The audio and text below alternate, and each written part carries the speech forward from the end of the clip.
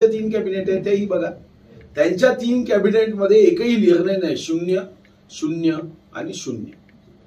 म्हणजे मला आठवतं की पहिला घास मावशीला, दुसरा घास आईला, तशी पहिल्या मंत्रिमंडळाची बैठक 0 काँग्रेसला, दुसरा मंत्रिमंडळाची बैठक राष्ट्रवादीला, तिसरा मंत्रिमंडळाची बैठक शिवसेनेला 0।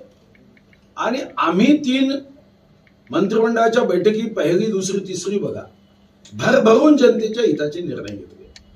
50,000 रुपये नियमित कर्ज भरणाऱ्या शेतकऱ्याच्या खात्यामध्ये टाकणं हे मागचे 2.5 वर्ष चिवताई दार उघड कापूस कुंडीची गोष्ट झाली होती।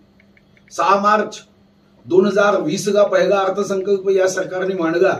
6 मार्चला राणा भीमदेवी घोषणा केली की आम्ही नियमित कर्ज भरणाऱ्या शेतकऱ्यांच्या खात्यामध्ये 50,000 रुपये टाकू। मग दुसरी घोषणा झाली 8 मार्च 2021, जागतिक आंतरराष्ट्रीय महिला दिवस होता, अर्थसंकल्प मांडण्यात आला। त्या दिवशी पुन्हा एकदा घोषणा करण्यात आली की नियमित कर्ज भरणाऱ्यांच्या खात्यामध्ये आम्ही 50,000 रुपये टाकणार। पण कापूस कोंडीची गोष्ट संपतच नव्हती। मग आता 11 मार्च 2022 ला पुन्हा अर्थसंकल्प झाला, तेव्हाही घोषणा झाली, पण त्या घोषणेची अंमलबजावणी करण्यासाठी कोणती नसती तयार झाली नाही। शेतकरी किती आहे हे गेल्या 2.5 वर्षात आकडे तयार झाले नाही। त्याच्यासाठी लागणारा निधी कसा उपलब्ध करायचा, त्या शीर्षाखाली निधी देण्याची कार्यवाही ही सुद्धा झाली नाही। संभाजीनगरच्या संदर्भात मागच्या सरकारच्या अशाच भूमिका होत्या। 1988 मध्ये स्वर्गीय हिंदुत्वाचे पुरस्कर्ते, हिंदुत्ववादी नेते, हिंदू हृदय सम्राट बाळासाहेब ठाकरेंनी संभाजीनगरच्या म्हणजे तेव्हाच्या औरंगाबादच्या जाहीर सभेत घोषणा केली। 95 मध्ये भारतीय जनता पार्टी आणि शिवसेनेचं सरकार आलं आणि मला आठवतं की तेव्हा भारतीय जनता पार्टीच्या नेत्यांकडे या संदर्भामध्ये निर्णय करण्याची जबाबदारी आली आणि 95 मध्ये संभाजीनगर हे नाव देण्याचा निर्णय तेव्हाच्या मंत्रिमंडळाच्या बैठकीत हिंदू हृदय सम्राट स्वर्गीय बाळासाहेब ठाकरे यांच्या आदेशानुसार तात्कालिक मुख्यमंत्री मनोहर जोशीजींच्या नेतृत्वात झालं। मग कोर्टामध्ये ती केस गेली आणि त्या दरम्यान पहिल्यांदा तर मी तुमच्या प्रश्नामध्ये एक दुरुस्ती करतो, भारतीय जनता पार्टी आणि शिंदे गट नाही, भारतीय जनता पार्टी आणि शिवसेना। तुम्ही हा मनातही विचार आणू नका। शेवटी लोकशाहीमध्ये पक्षाचं नेतृत्व हे बहुमताने केलं जाते। पक्ष हा वारसा नाही, पक्ष म्हणजे काही जमीन आणि घर नाही आहे। पक्ष हा कार्यकर्त्यांच्या परिश्रमावर आहे, मेहनतीवर आहे, कष्टावर आहे। फक्त नेता परिश्रम करतो, कष्ट करतो आणि कार्यकर्ते काय करतात। म्हणून भारतीय जनता पार्टी शिवसेना युतीचं सरकार आहे, बहुमतानी 2/3 मतांनी शिवसेनेचं नेतृत्व स्वर्गीय हिंदू हृदय सम्राट बाळासाहेब ठाकरे यांचा विचार माननीय एकनाथराव शिंदे हे चालवत आहे। आणि शिवसेना भाजपमध्ये कितीही लोकांनी मनात असे मांडे केलेत की यांच्यामध्ये ठिणगी पडावी आणि आमच्यामध्ये भांडण व्हावं, असे काही राजकारणामधल्या काही नेत्यांना वाटत असेल तर त्यांनी भ्रम दूर करावा। आता आमच्यामध्ये भांडण होणार नाही। तुम्ही मात्र विरोधी पक्ष नेता विधान परिषदेत झाल्यानंतर तुमच्या चेहऱ्यावरचा जो राग आहे तो कमीत कमी दाबण्याचा प्रयत्न करा। शेवटी चर्चा करणारे ही सत्ता आली ही भावनाच पचवू शकत नाही। तुम्ही बघितलं असेल की शपथविधी झाल्यानंतर एका राष्ट्रवादीच्या मोठ्या महिला नेत्यांनी टीका करत असं म्हणाल्यात की एकही महिला नाही काय। मग हाच प्रश्न 28 नोव्हेंबर 2019 ला जेव्हा महाविकास आघाडीची स्थापना झाली, मंत्रिमंडळाचा शपथविधी झाला, तेव्हा एकही महिला नव्हती। कमीत कमी राजकारणामध्ये पॉलिटिकल अल्झायमर होता कामा नये। आपण जेव्हा एखादा भाव व्यक्त करतो ती कमीत कमी आपल्या हातून कधीतरी त्याची कृती झालेली असावी।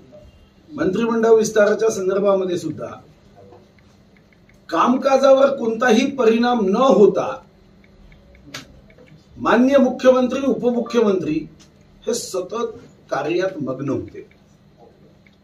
देशाच्या सर्वोच्च पदाची, राष्ट्रपती पदाची निवडणूक होती आणि व्यस्ततेपोटी उशीर झाला असेल, पण टीका करताना तुम्ही मंत्रिमंडळाच्या विस्तारावर टीका करत असताना या अगोदरही जेव्हा शुद्ध काँग्रेसचं राज्य होतं, मग काँग्रेस राष्ट्रवादीचं राज्य आलं, अनेकदा असे प्रसंग आले। सर्वसामान्यांचे प्रश्न सोडवण्यासाठी तुमच्याकडे कौतुकाचे शब्द कदाचित नसतील, पण टीका करताना एक बोट दुसऱ्यावर दाखवताना 4 बोट आपल्याकडे आहे याची जाणीव ठेवली पाहिजे. माननीय उपमुख्यमंत्री देवेंद्र फडणवीसांनी शपथ राजभवनात घेतल्यानंतर पहिला जर काही निर्णय आणि बैठकीचं आयोजन केलं तर ओबीसी बांधवांच्या राजकीय आरक्षणाचं. तुम्ही आमच्या 3 कॅबिनेट बघा आणि महाराष्ट्र गव्हर्नमेंटच्या वेबसाईटवर महाविकास आघाडीच्या 3 कॅबिनेट आहेत तेही बघा. ठाकरेचा जो विचार आहे तो काँग्रेसच्या आणि राष्ट्रवादीच्या चरणामध्ये समर्पित करण्याचं काही लोक काम करतायत. उठाव झाला आणि पुन्हा एकदा महाराष्ट्रात जनहिताचे निर्णय करणारी, जनतेच्या कल्याणासाठी काम करणारी आणि केंद्राच्या मदतीने डबल इंजिनच्या माध्यमातून विकास करणारं सरकार माननीय एकनाथ शिंदेच्या नेतृत्वामध्ये माननीय देवेंद्रजीच्या सहकार्य आणि मार्गदर्शनाखाली यशस्वीपणे जनतेची सेवा करेल, प्रश्न सोडवेल हा आमचा निश्चितपणे संकल्प आहे.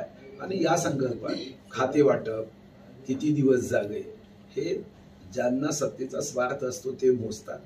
आम्ही तर जनतेचे किती प्रश्न सुटलेत, किती प्रश्न सोडवायचे आहेत, धानाचा बोनस कधी द्यायचा आहे, या ठिकाणी असणाऱ्या पायाभूत सुविधा कशा करायच्या आहेत, ओबीसी बांधवांचं राजकीय आरक्षण असेल, छत्रपती संभाजीनगर असेल, शेतकऱ्यांच्या दृष्टीने विविध योजना ज्याची काल आपण निर्णय बघितला असेल की 3 हेक्टर पर्यंत आता मदत करण्याचा निर्णय झाला, एनडीआरएफच्या दुप्पट मदत करण्याचा निर्णय झाला. आणि काही लोक कारण नसताना टीका करतात. 2.5 वर्ष जेव्हा ते होते तेव्हा त्यांनी न घेतलेले निर्णय आम्ही घेतल्यावर सुद्धा आता अवाजवी लोकांमध्ये भ्रम निर्माण व्हावा अशा पद्धतीने घोषणा करतात. पण हे पब्लिक है, सब जानती है. अशा खोटारड्या विषारी प्रचाराला कोणीही साथ देणार नाही हा माझा विश्वास. सुधीर भाऊ, जो मंत्रिमंडळ समन्वय नाही या कुठेतरी नाराजी आहे त्यामुळे ह्या सगळ्या गोष्टी लांबल्या असा देखील आरोप केला जातो. राईचा पर्वत नव्हे, राईच्या फोटोचा पर्वत करणारे काही लोक असतात. लहानपणी आपण बालभारतीमध्ये पाहिली की झाडाचं पान पडलं आकाश आलं, आकाश पडलं, आकाश पडलं असं म्हणणारा एक प्राणी होता. असे काही प्राणी असतात असं कुठेही नाही. एक वाक्यता आहे, श्री एकनाथ शिंदेजी आणि देवेंद्रजी हे शिवसेना आणि भाजपचं नेतृत्व करत असले तरी आता त्यांचा एकच पक्ष आहे, जनतेची सेवा करणारा पक्ष. भाऊ, नाना पटोले आघाडी नाही आहे हे मला असं वाटतं की शिवसेना आणि काँग्रेस ही नैसर्गिक आघाडी होती असं जर आपण कोणाचं सामान्य ज्ञान बिघडवत असू तर आश्चर्यजनक आहे. काँग्रेस हिंदुहृदय सम्राट स्वातंत्र्यवीर सावरकरांबद्दल काँग्रेसचं काय मत होतं आणि हिंदुहृदय सम्राट स्वर्गीय बाळासाहेब ठाकरेंचं काय मत होतं. आणि काँग्रेस आणि शिवसेना ही नैसर्गिक आघाडी म्हणजे स्वर्गीय हिंदुहृदय सम्राट बाळासाहेब ठाकरे म्हणायचे की काँग्रेस सोबत ज्या दिवशी जावं लागेल त्या दिवशी मी माझ्या पक्षाचं दुकान बंद करेल. त्यामुळे नाना पटोले काय म्हणतात यापेक्षा हिंदुहृदय सम्राट स्वर्गीय बाळासाहेब ठाकरेंचे काय विचार आहे याकडे खरा शिवसैनिक लक्ष देईल. बच्चू अपक्षांना एकही मंत्रिपद मिळाले नाही. काल बच्चू कडू मुख्यमंत्र्यांना भेटले आणि त्यांनी अशा रांगेत बसवण्यात 2014 पासून 2019 पर्यंत त्या नस्तीमध्ये जेवढ्या ना हरकत लागतात त्या सर्व जमा करण्यात आले. त्या संदर्भातल्या प्रत्येक विभागाची परवानगी घेण्याचं काम आलं. 15 मध्ये काही परवानगी आहे, त्या 16 मध्ये परवानगी आहे, 17 मध्ये आहे. आणि शिवसेना आमच्याशी आणि जनादेशाचा अवमान करून सरकारमध्ये जेव्हा आली, जनतेशी बेईमानी केली, सोबत आमच्या होती, आमच्या सोबत येऊन 2,30,58,525 मतं घेतली, 161 विधानसभा आल्या आणि ह्योच खुर्ची पाहिजे यासाठी एक कपोकल्पित दंतकथा केली. आणि त्या दंतकथेमध्ये सांगण्यात आलं की सन्माननीय राष्ट्रगौरव श्री अमितभाई शहांनी त्यांना बंद खोलीत जिथं कुणीही साक्षीदार नाही, भिंती बोलू शकत नाही आणि स्वर्गीय हिंदुहृदय सम्राट बाळासाहेब ठाकरेंच्या फोटोतून आवाज उमटू शकत नाही अशी दंतकथा करण्यात आली की तिथं आम्हाला 2.5 वर्षाचा शब्द देण्यात आला. आश्चर्य याचं आहे की त्या अगोदर निवडणुकीच्या अनेक सभा झाल्या. त्या सभेमध्ये सन्माननीय विश्वगौरव नरेंद्र मोदीजींनी माननीय देवेंद्रजींच्या नेतृत्वामध्ये एनडीएचं सरकार हे सांगितल्यावर तेव्हा मात्र प्रश्न उपस्थित झाला नाही.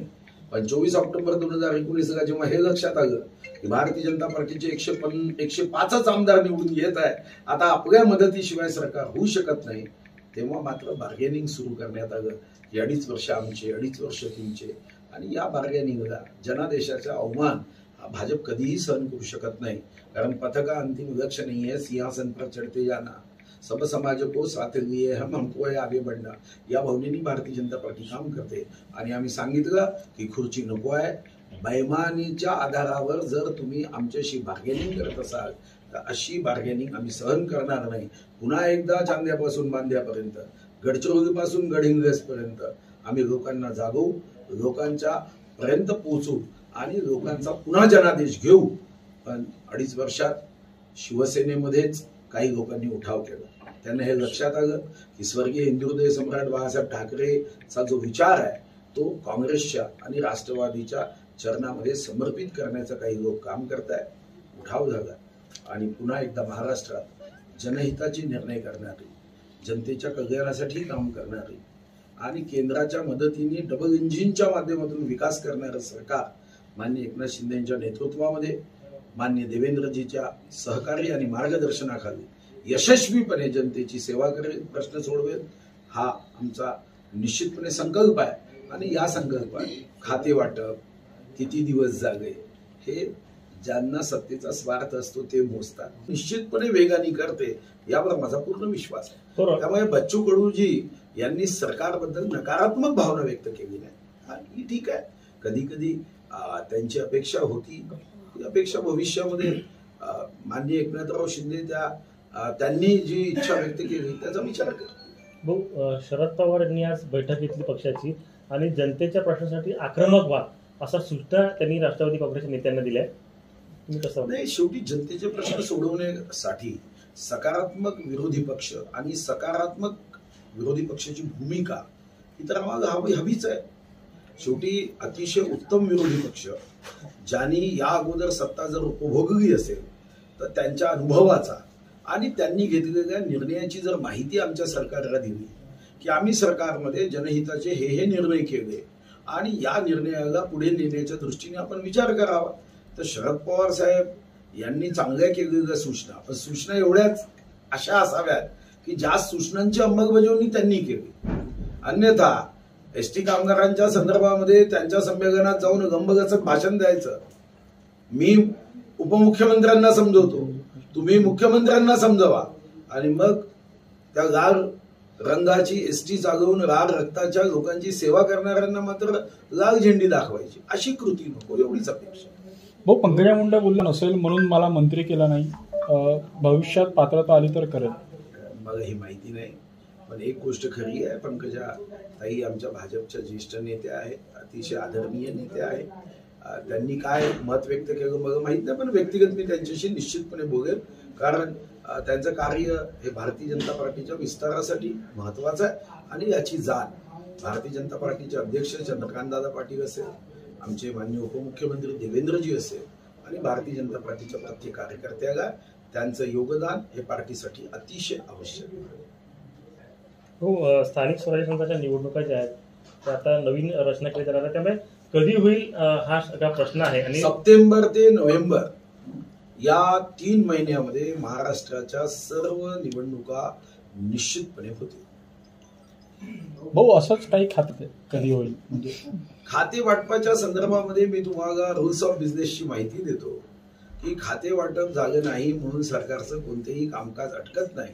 हे खरं आहे की खाते वाटप वेगाने व्हावं आणि खाते वाटप लवकर झालं तर मंत्र्यांना आपापला विभाग त्याच्याबद्दलची सूक्ष्म माहिती घेता येते आणि त्या दृष्टीनेच माननीय उपमुख्यमंत्री मोदी यांनी सांगितलं की येणाऱ्या 2 दिवसात खाते वाटप निश्चित होईल.